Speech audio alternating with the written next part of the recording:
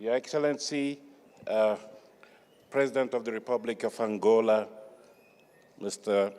João Lourenço, Your Excellency, the Speaker of the National Assembly of Angola, very good friend, Carolina Sequeira, Excellency First Lady of Angola, and Excellency Vice President of the Republic of Angola,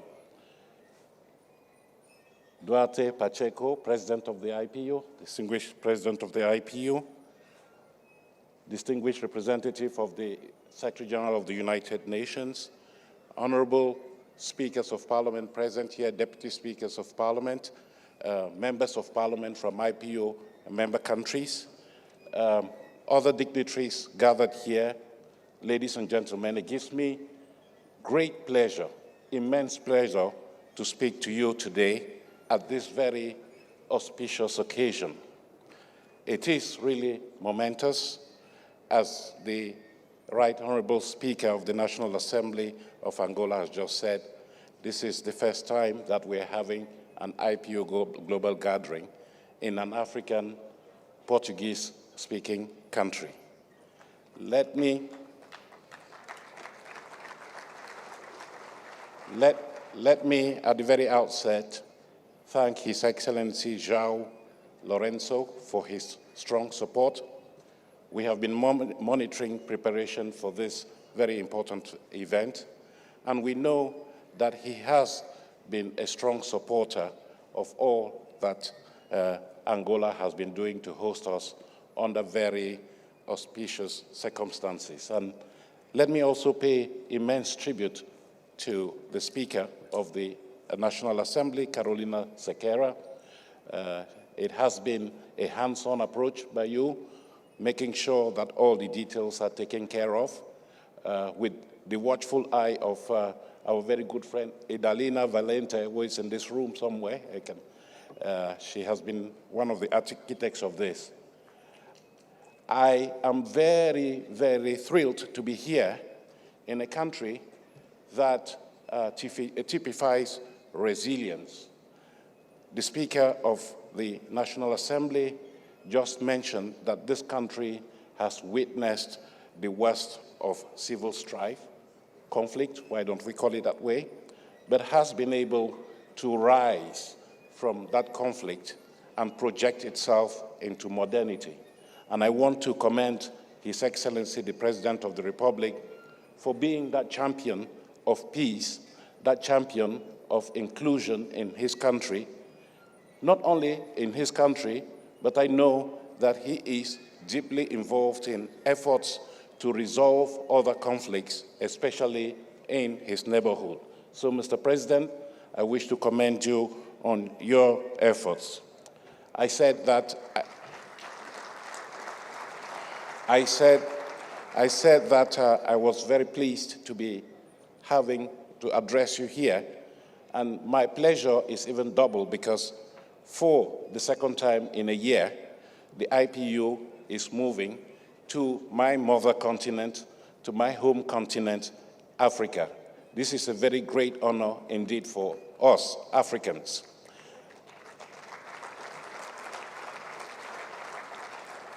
Indeed, exactly 1 year ago, we were in next door Rwanda, where we had our 145th Assembly.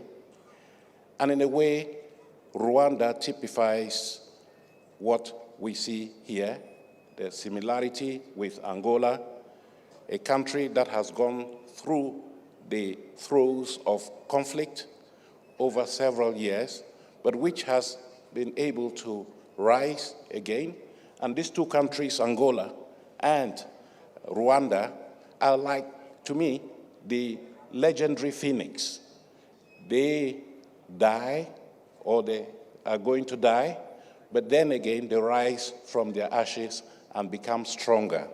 And I want to say that I'm really proud that these countries have not yielded to despair, but rather have used conflict as a means of doing better for their various citizens in the country. So I am very glad that we can come to this country now as the global parliamentary community and witness firsthand what the authorities of this country are doing to live up to the expectations of the people for peace, as Madam Speaker mentioned. Let me come to the theme of this assembly. We meet here under the theme of peace, justice, and strong institutions. Who would disagree with me that that theme resonates very well in this day and age, what we're experiencing worldwide, and also in our neighborhood here? I don't think that there's anybody who will dare to challenge the relevance of this theme. We are meeting on a continent that has known its own fair share of conflict, other crises, poverty, exclusion, inequalities, you name it all. These have cohabited for a long time, and we do see that there are stringent efforts, there are strenuous efforts to come out of this cycle of crisis. And this continent, I believe, is full of potential. And that is what we want to encourage the leaders of the world to, and especially in this region, to do, to muster, to mobilize that potential in support of their communities. Earlier this year, I had the good fortune of paying a visit to several West African countries pursuant to a mandate entrusted to me by the IPU governing bodies. They asked me to go and witness firsthand what was happening in these countries that are riven by conflict: Mali, Guinea, Burkina Faso, and now Niger and Gabon. What's happening there? Why is there instability? I was pleased to meet a cross-section of stakeholders there, heads of state, parliamentary authorities at the highest level, ordinary citizens. And I must say that I came away very humbled by what I witnessed. I witnessed the people struggling to get on with their lives, but nourishing hopes, strong hopes for a better future, driven by leaders that they wanted to serve them and not be served. That is what I noted in many countries, and I came away a bit reassured from the discussions I had with the various heads of state that they were keenly aware of these expectations and challenges. I just want to launch an appeal here to say that as they pursue their efforts to lay stronger foundations for new societies that are beneficial to the people, they will listen to the voices of those people that I met there. The reality of Africa came to me when I visited some of the camps for displaced persons, and I came away more resolved to urge the IPU, to mobilize the IPU of the global parliamentary community to support the leadership and the people of those countries. As I had the opportunity to say during one of my legs of that visit, we must learn to demystify power. We must learn that leaders are there and are expected to serve the people, not to serve themselves. We need, I think Madam Sekera said it, we need committed leaders, strong leaders, and not strong men and women, to say the least. So let me just use one example to illustrate what we hope will come out of the discussions here about strong institutions. And charity begins at home, as they say. Strong institutions for us are first and foremost parliaments. And we think that for parliaments to be strong and therefore democratic, they have to be representative, transparent, accountable, accessible, especially accountable to the people who have put them there. It is only in this way that they can make democracy work for the people. And let me just use a few seconds or minutes to talk about one of the hallmarks of democracy, the strong parliament, representation. We are meeting in a country which has strong gender equality credentials. You did hear in the introductions reference to the First Lady of Angola. You did hear reference to the Vice President of the Republic of Angola, who is a woman. We did have here Mrs. Sequeira, the Speaker of the Parliament of Angola. And I think she did say,